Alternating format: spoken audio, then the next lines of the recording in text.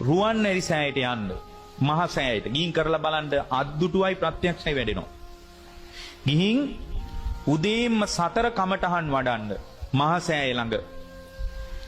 වඩලා ජීවිතේ පූජා කරන්න බුදුරජාණන් වහන්සේට පාදම හරිය නලල තියලා බුදුරජාණන් වහන්සේට ජීවිතේ පූජා කරන්න පාන්දරම එලකිරි වලින් එලකිරි ටිකක් හොයාගෙන පිරිසුදුව ඒක හොඳට පෙරලා අරගෙන පින්වත්නි කෙලෙස් සහිත කාටවත් ඉඳුල් කරන්න දෙන්නේ නැතුව ඒ එලකිරි වලින් කිරිහාර ලොකු පාත්‍රයක් අදලා පාන්දර 5:06 අතර කාලේ මහසෑයට පූජා කරන්න ජීවමාන සංඥාවෙන් ලොකු පැන් පාත්‍රයක් පූජා කරන්න උණු පැන් පාත්‍රයකුත් පූජා කරන්න 5:06 අතර.